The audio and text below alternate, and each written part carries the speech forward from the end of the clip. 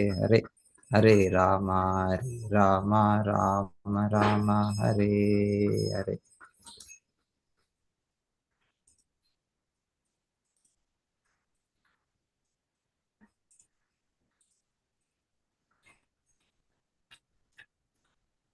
वरं चमत् कंचन मानवेन्द्र वृणीष्व ते अहं गुणशीलयन्त्रितः नाहं मखैर्वै सुलभस्तपोभि योगेन वा यत् समचित्त वर्ति.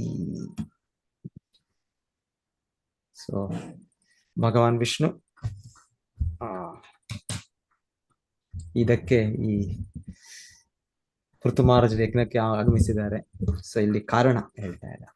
ಸೊ ಯಾಕೆ ನಾನು ಬಂದಿದ್ದೇನೆ, ಯಾಕೆ ವಿಷ್ಣು ಬಂದಿದ್ದಾರೆ ಅಂದ್ರೆ ಅವರು ನಿನ್ನ ಗುಣಶೀಲ ಯಂತ್ರಿತ, ನಾನು ನಿನ್ನ ಉನ್ನತ ಗುಣಗಳು, ಶ್ರೇಷ್ಠ ನಡತೆ, ಗುಣ ಮತ್ತೆ ಶೀಲ.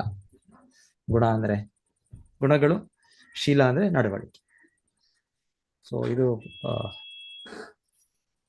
ಪೃಥು ಮಹಾರಾಜು ಅವರು ಶುದ್ಧ ಭಕ್ತರು. ಹಾಗೆ ಶುದ್ಧ ಭಕ್ತರಾಗಿ ಅವರಲ್ಲಿ ಈ ಗುಣಶೀಲ, ಉನ್ನತ ಗುಣಗಳು, ಶ್ರೇಷ್ಠ ನಡತೆ. ಸೊ ಹಾಗೆ ಹೇಳ್ತಾ ಇದ್ದಾರೆ ಭಗವಂತನು, ಇದಕ್ಕೆ ಆಕರ್ಷಿತನಾಗಿ ನಾನು ಬಂದಿದ್ದೇನೆ. ಸೊ ಮತ್ತೆ ನಾನು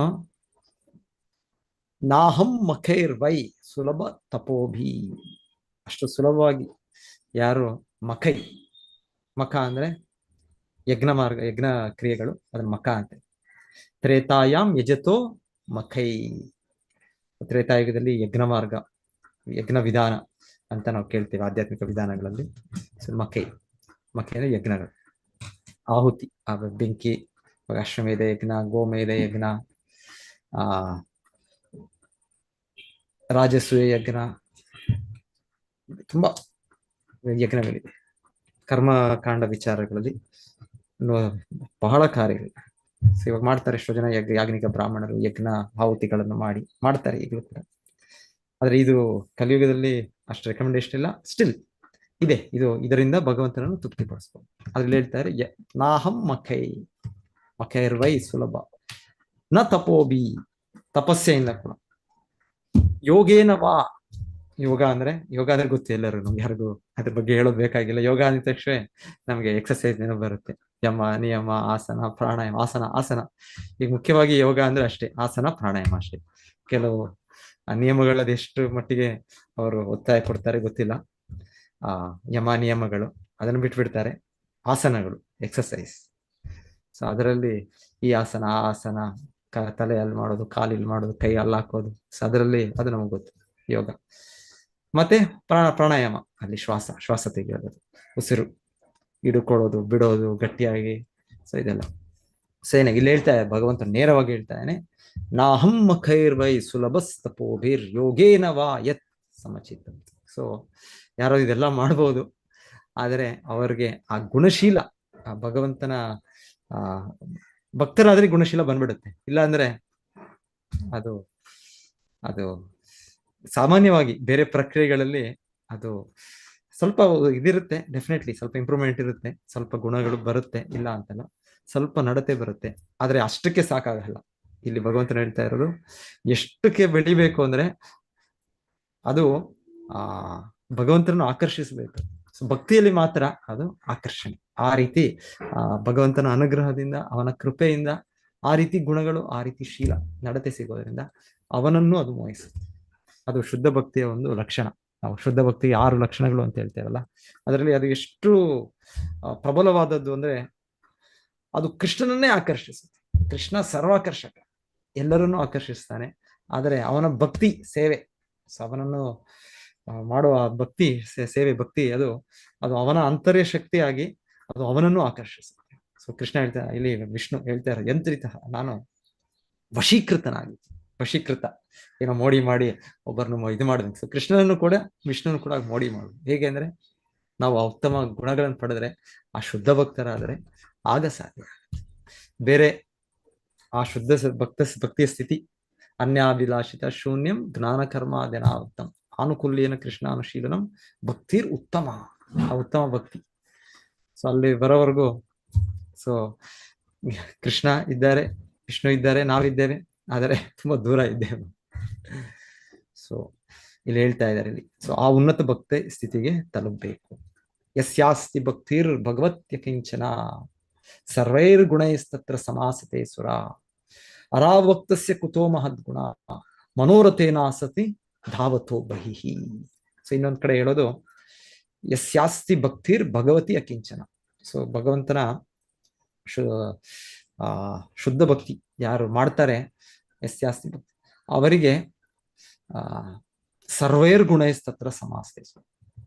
ಎಲ್ಲ ಗುಣಗಳು ಇಲ್ಲೇನ್ ಹೇಳ್ತಾರೆ, ಗುಣ ಶೀಲ ಅಂತ ಹೇಳ್ತಾರೆ, ಎಲ್ಲವೂ ಕೂಡ ಬರುತ್ತೆ. ಸರ್ವೇ ಗುಣ ಇತ್ತತ್ರ. ಯಾವ ತರ ಗುಣಗಳು? ಸಮಾಸತೆ ಸುರ. ಸುರ ಅಂದ್ರೆ ದೇವತೆಗಳು. ದೇವತೆಗಳು ಉತ್ತಮ ವ್ಯಕ್ತಿಗಳು. ಸೊ ಅವರಲ್ಲಿ ತುಂಬಾ ಒಳ್ಳೆ ಒಳ್ಳೆ ಸದ್ಗುಣಗಳಿವೆ. ಇದೇನೋ ಇದು ಒಂದು ಇಂದ್ರನಿಂದ ನಡೆದದ್ದು ಒಂದು ಘಟನೆ, ಸ್ವಲ್ಪ ಅದು ಇಲ್ಲ ಅದಿಲ್ಲ ಅಂದ್ರೆ ಇಂದ್ರನು ಸೇರಿದಂತೆ ಎಲ್ಲ ದೇವತೆಗಳಲ್ಲಿ ಬಹಳ ಬಹಳ ಒಳ್ಳೆ ಗುಣಗಳಿವೆ, ಬಹಳ ಸದ್ಗುಣಗಳು. ಸೊ ಇಲ್ಲಿ ಹೇಳ್ತಾರೆ ಯಸ್ಯಾಸ್ತಿ ಭಕ್ತಿರ್ ಭಗವತಿ ಅಕಿಂಚನ ಸರ್ವೇರ್ ಗುಣ ತತ್ರ ಸಮಾಸತೆ ಸುರ. ಸೊ ಯಾವ್ದು ಒಳ್ಳೆ ಗುಣ ಅಂತ ಹೇಳ್ತೇವೆ ನಾವು, ಯಾವ್ದು ಒಳ್ಳೆ ನಡತೆ ಅಂತ ಹೇಳ್ತೀವಿ, ಅದೆಲ್ಲವೂ ಕೂಡ ಒಬ್ಬ ವ್ಯಕ್ತಿ ಶುದ್ಧ ಭಕ್ತನಿಗೆ ಭಕ್ತಿ ಸೇವೆ ಮಾಡೋದ್ರಿಂದ ಬರುತ್ತೆ. ಯಸ್ಯಾಸ್ತಿ ಭಕ್ತಿರ್ ಭಗವತ್ಯ ಕಿಂಚನ ಸರ್ವೇರ್ ಗುಣ ತತ್ರ ಸಮಾಸತೆ ಸುರ. ಮತ್ತೇನು? ಅರಾವ ಭಕ್ತಸ್ಯ ಕುತೋ ಮಹದ್ಗುಣ. ಅದೇ ಹರಿ ಅಭಕ್ತನಾಗಿರೋದು ಅರಾವ ಭಕ್ತಸ್ಯ ಕುತೋ ಮಹದ್ಗುಣ. ಕುತ ಕುತ ಕುತ ಅಂದ್ರೆ ಎಲ್ಲಿ ಒಳ್ಳೆ ಗುಣ ಇದೆ. ಸೊ ಕೃಷ್ಣ ಭಕ್ತಿ ಮಾಡಿದ್ರೆ ಇಲ್ಲಿ ಹೇಳೋದು, ಇಲ್ಲಿ ಆ ಶ್ಲೋಕ ಹೇಳೋದು ಒಳ್ಳೆ ಗುಣಗಳು ಬರಕ್ಕೆ ಸಾಧ್ಯ ಇಲ್ಲ. ಸ್ವಲ್ಪ ಗುಣಗಳು ಇರ್ಬೋದು, ಆದ್ರೆ ಸ್ವಲ್ಪ ಸಮಯದ ಮಾತ್ರ ಒಳ್ಳೆ ಗುಣ ಕೂಡ ಕೆಟ್ಟ ಗುಣ ಆಗ್ಬಿಡ್ಬೋದು. ಈ ಭೌತಿಕ ಜಗತ್ತು ಅಂದ್ರೆ 3 ಗುಣಗಳು, ಒಂದ್ಸಲ ಸತ್ವಗುಣ, ಒಂದ್ಸಲ ರಜೋಗುಣ, ಒಂದ್ಸಲ ತಮೋಗುಣ. ಇದ್ರ ಮೇಲೆ ಪೈಪೋಟಿ ನಡೀತಾ ಇದೆ. ಕೆಲವು ಸಮಯದಲ್ಲಿ ನಾವು ಒಳ್ಳೆ ಇದ್ರಲ್ಲಿ ಇರ್ತೇವೆ, ಇದು ಮಾಡಬಾರ್ದಪ್ಪ, ಇದು ತಪ್ಪು, ಇದು ನಮ್ಗೆ ಗೊತ್ತಾಗುತ್ತೆ.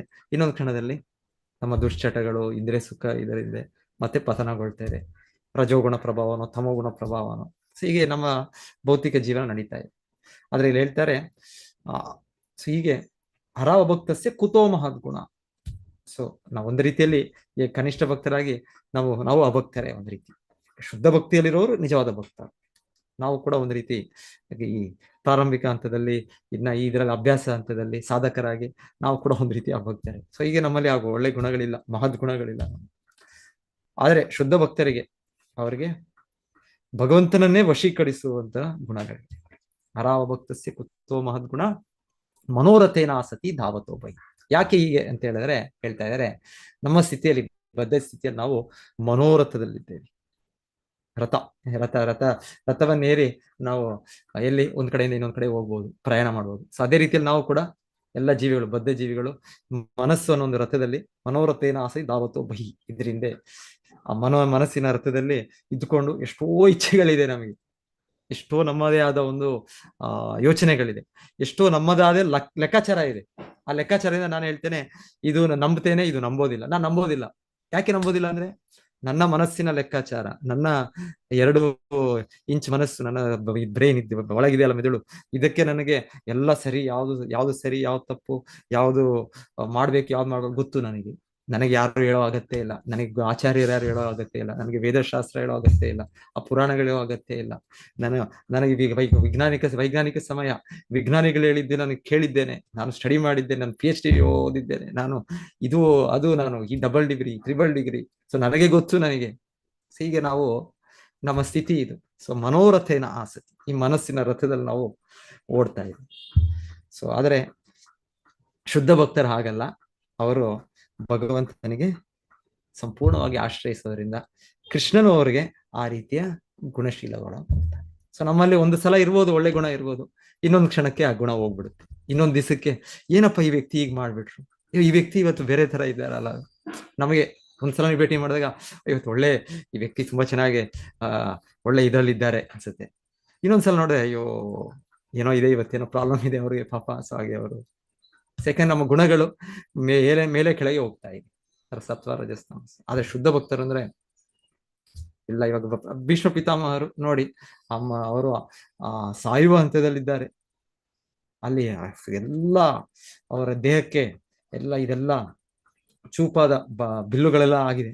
ಆ ಸ್ಥಿತಿಯಲ್ಲಿ ಅವರು ಯಾರ್ಯಾರು ಬರ್ತಾ ಇದ್ದಾರೆ, ಋಷಿ ಮುನಿಗಳು, ದೇವತೆಗಳು, ಅಲ್ಲಿರೋ ಮಹಾರಾಜರು, ಈ ಪಾಂಡವರು, ಕೃಷ್ಣ ಎಲ್ಲ ಬಂದ್ರೆ ಅವ್ರನ್ನ ಆ ಒಂದು ಸ್ಥಿತಿಯಲ್ಲೂ ಕೂಡ ಅವರನ್ನು ಅಷ್ಟು ರೀತಿ ಗೌರವದಿಂದ ಅವ್ರನ್ನ ಸತ್ಕರಿಸ್ತಾರೆ. ನಾವು ಒಂದೊಂದ್ಸಲ ಒಬ್ಬರನ್ನ ಚೆನ್ನಾಗಿ ಮಾತಾಡಿಸ್ತೇವೆ, ಚೆನ್ನಾಗಿ ಸತ್ಕರಿಸ್ತೀವಿ. ಇನ್ನೊಂದ್ಸಲ ನಮ್ಮದೇ ಇದ್ರಲ್ಲಿ ಇರ್ತೇವೆ, ನಾವು ಅಲ್ಲಿಂದ ಪಲಾಯನ ಆಗ್ಬಿಡ್ತೀವೋ, ಇನ್ನೊಂದು ಅದೃಶ್ಯ ಆಗ್ಬಿಡ್ತೀವೋ, ಬಂದ್ರು ಕೂಡ ಸರಿಯಾಗಿ ನಾವು ಮಾತಾಡೋದಿಲ್ಲ. ಇದೆಲ್ಲ ನಮ್ಮ ಗುಣಗಳು, ನಮ್ಮ ಶೀಲ, ನಮ್ಮ ನಡತೆ. ಆದ್ರೆ ಭೀಷ್ಮ ಪಿತಾಮಹರು ಆ ಸ್ಥಿತಿಯಲ್ಲೂ ಕೂಡ ಅವರು ಅಷ್ಟು ಎಲ್ಲರಿಗೂ ಕೂಡ ಇದು ಸತ್ಕರಿಸ್ತಾರೆ. ಆ ರೀತಿಯ ಗುಣಶೀಲಗಳಿದೆ ಅವರಿಗೆ, ಅದು ಸಹಜವಾಗಿ ಅದು ಬೆಳೆದಿದೆ ಅದು ಆ ಶುದ್ಧ ಭಕ್ತರಲ್ಲಿ. ಹಾಗಾಗಿ ಅವರು ಭಗವಂತನನ್ನು, ಕೃಷ್ಣನನ್ನೇ ಆಕರ್ಷಿಸಿದರು. ಭೀಷ್ಮ ಪಿತಾಮಹ ಸಾಯುವ ಕ್ಷಣದಲ್ಲಿ ಕೃಷ್ಣನೇ ಬರ್ತಾರೆ ಅಲ್ಲಿ. ಸೊ ನಮಗೆ ಜೀವನ ಪರಿಪೂರ್ಣತೆ ಅಂದ್ರೆ ಕೃಷ್ಣನನ್ನು ಸ್ಮರಿಸಬೇಕು. ಆದ್ರೆ ಭೀಷ್ಮ ಪಿತಾಮಹರಿಗೆ ಅವರ ದೇಹ ತ್ಯಜಿಸುವಾಗ ಕೃಷ್ಣನೇ ಬಂದು ಅವರ ಎದುರು ನಿಂತಿದ್ದಾನೆ. ಸೊ ಅವ್ರು ಕೃಷ್ಣನ ನೋಡ್ತಾ ಅವ್ರ ದೇಹವನ್ನು ತ್ಯಜಿಸಿದರು. ಸೊ ಯಾಕೆ ಭೀಷ್ಮ ಪಿತಾಮಹರಿಗೆ? ಯಾಕಂದ್ರೆ ಕೃಷ್ಣನ ಅವರ ಗುಣಗಳು, ಅವರ ನಡತೆ ಕೃಷ್ಣನಿಗೆ ಅಷ್ಟು ಆಕರ್ಷಿಸ್ತದೆ, ಕೃಷ್ಣನ ವಶೀಕರವಾಗ್ತದೆ. ಸೊ ಹೀಗೆ ಇಲ್ಲಿ ನಾವು ಅರ್ಥ ಮಾಡ್ಕೊಳ್ಬೇಕು. ಸೊ ಈ ಶ್ಲೋಕ ಹೇಗೆ ಹೇಳ್ತಾ ಇದೆ, ಇದು ಭಗವದ್ಗೀತೆಯಲ್ಲಿ ಕೂಡ ಇದೆ, ನಾವು ಕೇಳಿದ್ದೇವೆ. ಭಗವಂತನು ಬೇರೆ ಇದರಿಂದ ಅವನು ತೃಪ್ತನಾಗೋದಿಲ್ಲ ಅಂತ. ಸೊ 11ನೇ ಅಧ್ಯಾಯದಲ್ಲಿ ನೀವು ಆ ಕೆಲವು ಶ್ಲೋಕಗಳನ್ನ ನಿಮಗೆ ನೆನಪಿರ್ಬೋದು. ಸೊ ನಾನು ಅದನ್ನ ಒಂದ್ಸಲ ಓದ್ತೇನೆ. ಆ ಶ್ಲೋಕಗಳು ಎಲ್ಲಿದೆ ಅದು?